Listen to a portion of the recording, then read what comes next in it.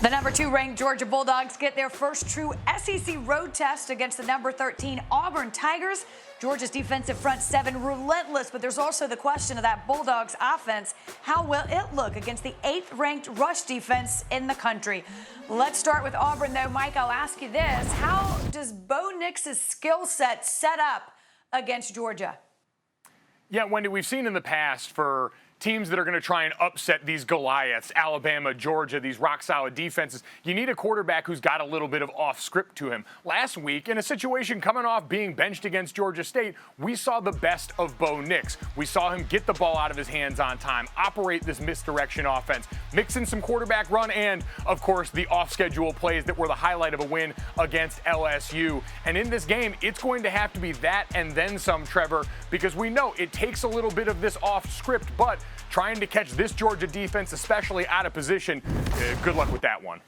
Yeah, well, good luck if Bo Nix thinks that he's going to go that far off script and succeed against Georgia like he did against LSU, run all over the place and make plays, because this Georgia defense is, faster than LSU's defense. And if he tries to do that, he'll make some plays against the Bulldogs. He'll also get smashed against the Bulldogs, because this is the most disruptive defensive line I have ever seen in college football. And it's backed by the fastest, most aggressive group of linebackers I've ever seen in college football. So Bo Nix will need to make off-schedule plays, you're right. But he better make sure he gets that ball out quickly, or he makes decisions fast, because if he tries to do too much and looks too much at his LSU tape, he's going to get himself a big headache. Listen, you two are both former, I'm not going to say you're old offensive linemen, I'll say you're former offensive linemen. So tell us, for those of us who haven't done it, what's it like to go up against defense like Georgia? Mike?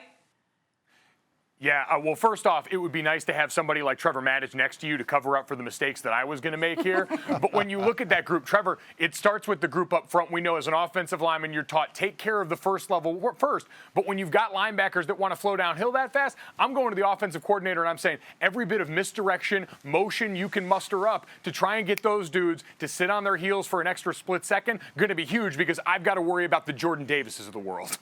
Right, and so what do you do as an offensive lineman? Jordan Davis is 6'6", 340. I played offensive line in college on a national championship team at 266 at center, right? So what do you do against a guy like that? You have to play. So what you need to do is really rely on your technique. He will break you down, but your first step needs to be perfect. Your hand placement needs to be perfect. You need to make sure you stay on your feet and don't get thrown to the ground like a rag doll, and then just push. And if your initial technique is good, hopefully you can make him take long enough to break you down that the play can succeed. But I played against a lot of guys that were bigger, stronger, and better than me, and all you can do is rely on your first step and your hand placement and hope that that's enough. Isn't it frustrating, guys? Like everything else in life, comes down to the fundamentals. We don't want to do it. We don't want to practice them, but that's exactly what happens. Let's take a look at our Dr. Pepper Championship Drive Game of the Week. Arkansas and Ole Miss meet for just the 7th time, with both teams ranked in the AP poll, and Lane Kiffin looking to improve his record against ranked teams as a head coach. He has a 4-18 record against ranked teams, so 5 of those losses came at a group of 5 school, FAU. Trevor, listen, how do these schools bounce back? Well, what Arkansas has to do is get lots of good play out of their quarterback, KJ Jefferson, but he was banged up last week against Georgia. So how well he'll be able to run really is to be determined, and really it'll be a game time thing before we know. But both teams played physical opponents, Alabama and Georgia, last week. Both teams were beaten down, and it's really hard to have a good week of practice, especially in the beginning when you're that physically tired and hurting. And so I think Arkansas has a chance to bounce back more quickly, because Arkansas generally is a more physical team coming into it. Ole Miss is physical, Arkansas more so, and I think they'll recover faster from the beatdown of last week.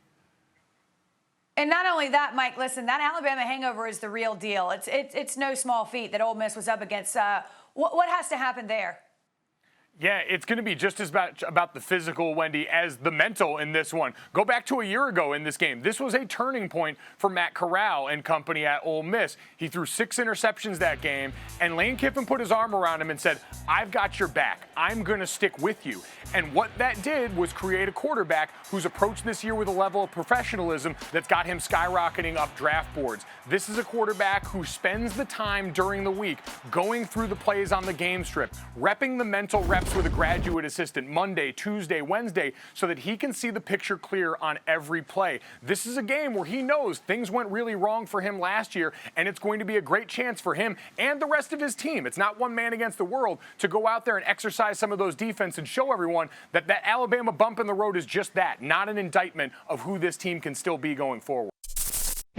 Thanks for watching ESPN on YouTube. For live streaming sports and premium content, subscribe to ESPN+.